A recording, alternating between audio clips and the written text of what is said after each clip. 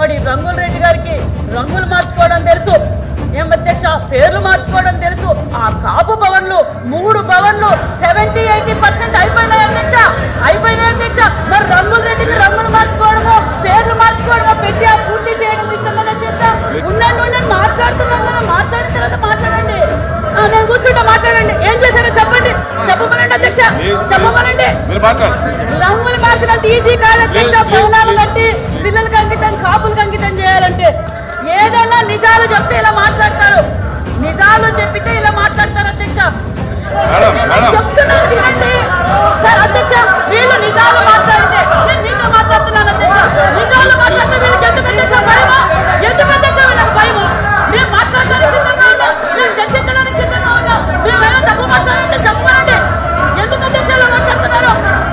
కాపుల ద్రోహి, బ్రాహ్మణ ద్రోహి ఏమీ లేదు అధ్యక్ష. ప్రజలందరికీ తెలుసు అధ్యక్ష ఈ విషయం అనే విషయాన్ని కూడా మీకు తెలియజేస్తున్నాం.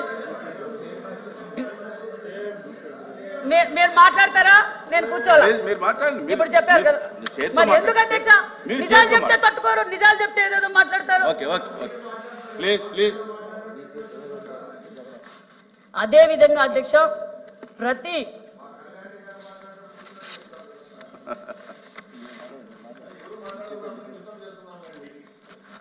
మరి మా సోదరులు ఇందాకే అడిగారు అధ్యక్ష, మహిళలకు ఎంపవర్మెంట్ కోసం మీ ప్రభుత్వం ఏమైనా చేస్తా ఉందా అని అడిగారు అధ్యక్ష. గతంలో 14-19లోనే కాదు అధ్యక్ష, ఎప్పుడైతే తెలుగుదేశం పార్టీ స్థాపించిన రోజులే మహిళా ఎంపవర్మెంట్ అనేది, మహిళా పక్షపాత అనే విషయం మీకు అందరికీ తెలుసు. మహిళలంతా ఈరోజు ఇన్ని రంగాల్లో ఉన్నారంటే ఆ ఘనత అన్న నందమూరి తారక రామారావు గారిది. 14-19లోనే మేము గ్రూప్స్ పెట్టాం, మహిళలకి ఎంపవర్మెంట్ కోసం వాళ్ళకి సపరేట్గా నిధులు కేటాయించాం. ఆ రోజే కుట్టు మిషన్ల ద్వారా కావచ్చు, గ్రూప్స్ ద్వారా, డ్వాక్రా గ్రూపుల ద్వారా కావచ్చు, అనేక విధాల సంక్షేమ పథకాలు కూడా మేము అందజేశామన్న విషయాన్ని కూడా మీకు తెలియజేస్తున్నాం అధ్యక్ష. ఒక్క చిన్న విషయం అధ్యక్ష, మరి రంగుల రెడ్డి గారికి రంగులు మార్చుకోవడం తెలుసు, ఏం అధ్యక్ష పేర్లు మార్చుకోవడం తెలుసు. ఆ కాపు భవన్లు 3 భవన్లు 70-80% అయిపోయినాయి అధ్యక్ష, అయిపోయినాయి అధ్యక్ష. మరి రంగుల రెడ్డికి రంగులు మార్చుకోవడము పేర్లు మార్చుకోవడము పెట్టి ఆ పూర్తి చేయడం ఇష్టంగా చేద్దాం. కాపు ద్రోహి అనే చెప్పాలి అధ్యక్ష జగన్మోహన్ రెడ్డి గారు, గత ప్రభుత్వం అని కూడా మీకు తెలియజేస్తున్నాను అధ్యక్ష. అంతేకాదు అధ్యక్ష, మరి బ్రాహ్మణ కార్పొరేషన్ లో ఉండండి మాట్లాడుతున్నాం కదా, మాట్లాడిన తర్వాత మాట్లాడండి. నేను కూర్చుంటా, మాట్లాడండి. ఏం చేశారో చెప్పండి, చెప్పమనండి అధ్యక్ష, చెప్పమనండి. రంగులు మార్చినంత ఈజీ కాదు అధ్యక్ష. భవనాలు కట్టి పిల్లలకి అంకితం, కాపులకు అంకితం చేయాలంటే అదే విధంగా అధ్యక్ష మరి ఇంకా బ్రాహ్మణ కార్పొరేషన్లకి చెప్తాం అధ్యక్ష. బ్రాహ్మణ కార్పొరేషన్లు 2015-16లోనే నాని ముఖ్యమంత్రి చంద్రబాబు నాయుడు గారు బ్రాహ్మణ కార్పొరేషన్ ఏర్పాటు చేశారు అధ్యక్ష. అధ్యక్ష మాట్లాడతారా?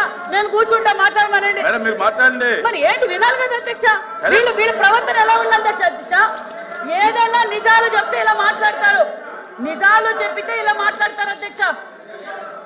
అంటే చర్చకు రావడానికి మేము సిద్ధంగా ఉన్నాం అధ్యక్ష, మేము చర్చకు రావడానికి సిద్ధంగా ఉన్నాం. ఏం మాట్లాడుతున్నా చెప్పండి అమ్మా, మాట్లాడండి. ఏం కావు, మేము చేసిందే చెప్తాం అధ్యక్ష. మేము గతంలో ఏం చేసామో చెప్పాం, 14-19లో ఏం చేసామో చెప్పాం, 19-24లో ఏం చేస్తామో చెప్తున్నాం, ఇప్పుడు ఏం చేయబోతున్నామో కూడా చెప్తున్నాం కదా అధ్యక్ష. వినమనండి, మీరు చెప్పాలి అధ్యక్ష, ఇలా డిస్టర్బెన్స్ చేయకూడదు అధ్యక్ష. చెప్పండి. ఇప్పుడు బ్రాహ్మణ కార్పొరేషన్ మేము 15-16లో ఏర్పాటు చేసాం అధ్యక్ష. బీసీలు కాదు ఇది అధ్యక్ష. మేము బ్రాహ్మణులకు గౌరవం ఇచ్చిన ప్రభుత్వం మా ఎన్డీఏ ప్రభుత్వం, గతంలో తెలుగుదేశం ప్రభుత్వం అని కూడా మీకు తెలియజేస్తున్నాం అధ్యక్ష. ఎందుకంటే బ్రాహ్మణ కార్పొరేషన్ ఏర్పాటు చేసింది 2015-16లో చేశాం. 1,41,220 మందికి బ్రాహ్మణులకు 216 కోట్ల నిధులు కూడా కేటాయించిన ప్రభుత్వం తెలుగుదేశం ప్రభుత్వం అని కూడా తెలియజేస్తున్నాం అధ్యక్ష. అదే విధంగా మేము అనేక సంక్షేమ పథకాలు కూడా ఇవ్వబోతున్నాం, గతంలో ఇచ్చాం, మళ్ళీ కూడా ఇవ్వబోతున్నాం అన్న విషయాన్ని కూడా మీకు తెలియజేస్తున్నాం అధ్యక్ష.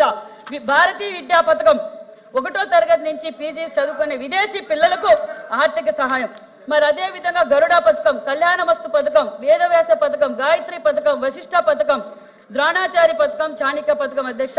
ఇది 2019-24 సంవత్సరాల్లో మధ్య బ్రాహ్మణ కార్పొరేషన్ కు తెలిపిన ఏ పథకము కూడా అమలు పరచలేదు అధ్యక్ష.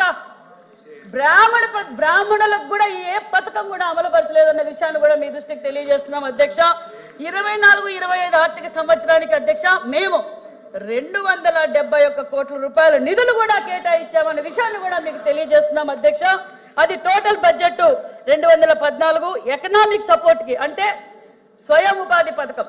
ఇది లేకపోవడం వల్ల ఒక పక్క బడుగు బలహీన వర్గాల పిల్లలు కావచ్చు, మరి కాపు కావచ్చు, మైనార్టీ కావచ్చు, బీసీలు కావచ్చు, ఈ సెల్ఫ్ ఎంప్లాయ్మెంట్ గ్రూప్స్ లేకపోవడం వల్ల, స్వయం ఉపాధి లేకపోవడం వల్ల అందరూ ఎలా తయారయ్యారంటే వీళ్ళు బటన్ నొక్కే విధానాన్ని చూసి గంజాయికి అధ్యక్ష, మందుకి, గంజాయికి పని లేదు అధ్యక్ష, పని లేదు అధ్యక్ష, పని లేక మంత్రి గారు ఆర్డర్లో పెట్టండి అధ్యక్ష. అధ్యక్ష అధ్యక్ష అధ్యక్ష 2014-19 వరకు ఈ పథకాలు ఏమీ కొనసాగించలేదు అధ్యక్ష. చెప్తున్నాను వినండి సార్. అధ్యక్ష వీళ్ళు నిజాలు మాట్లాడితే నేను మీతో మాట్లాడుతున్నాను అధ్యక్ష. నిజాలు మాట్లాడితే వీళ్ళకి ఎందుకు అధ్యక్ష భయమా? ఎందుకు అధ్యక్ష వీళ్ళకి భయము? మేము మాట్లాడడానికి సిద్ధంగా ఉన్నాం, మేము చర్చించడానికి సిద్ధంగా ఉన్నాం. మేమైనా తప్పు మాట్లాడంటే చెప్పనండి.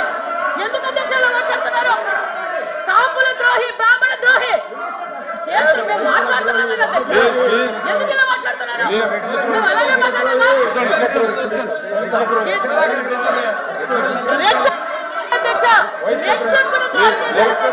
నిజంగా అధ్యక్ష కార్పొరేషన్ ఏర్పాటు చేశారు. కూర్చోమనండి నేను చెప్తాను అధ్యక్ష. అధ్యక్ష ఇప్పుడు బడ్జెట్ లో అధ్యక్ష ఇప్పుడు బడ్జెట్ లో మేము ఈబీసీ కార్పొరేషన్లకు, కమ్మ కార్పొరేషన్లకు టోటల్ అమౌంట్ ఫర్ స్కీమ్ ఒక్కసారి వినండి. వినకుండా ఏంటండి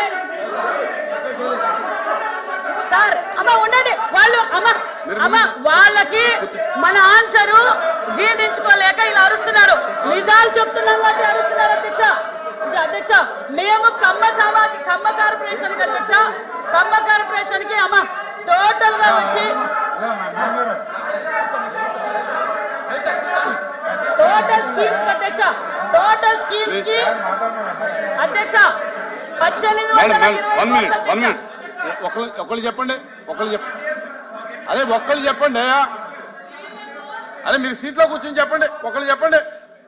మీరు సీట్లోకి వెళ్ళి ఒకళ్ళు చెప్పండి. మేడం 1 మినిట్ మీరు ఎవరు మాట్లాడండి. హలో డిప్యూటీ ఎల్ఓపి గారు, అప్రెడ్డి గారు మీరు మాట్లాడండి. సీట్లోకి వెళ్ళి మాట్లాడండి. మీరు సీట్లోకి వెళ్ళి మాట్లాడండి. సీట్లోకి వెళ్ళి మాట్లాడండి. మీరు సీట్లోకి వెళ్ళి మాట్లాడండి. మీరు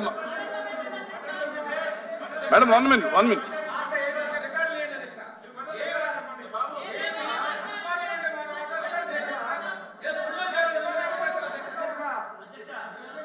హలో తిరుమూర్తి గారు ఒకళ్ళు మాట్లాడండి. కూర్చోండి, అందరూ కూర్చోండి. ప్లీజ్ కూర్చోండి, అందరూ ప్లీజ్ కూర్చోండి. ఒక్కరు మాట్లాడుతున్నారు కదా, మాట్లాడండి. తిరుమూర్తి గారు మాట్లాడండి. అధ్యక్ష ఈరోజు మంత్రిగా మరి వారు సమాధానం అడిగినప్పుడు అదే మీరు మాట్లాడిన దానికి మీద ఏదో అభ్యంతరం చెప్తున్నారు.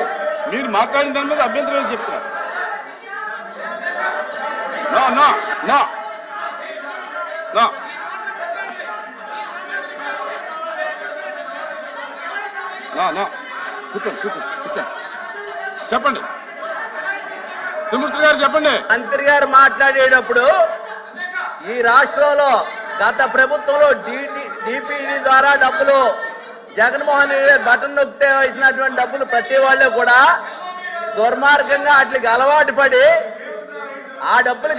పడి ఈ రాష్ట్రంలో ఉన్నటువంటి మహిళా సోదరి వాళ్ళందరూ కూడా గంజాయికి అలవాటు పడ్డారని చెప్పేసి మాట్లాడేటువంటి విధానాన్ని తీవ్రంగా మేము ఖండిస్తున్నాం.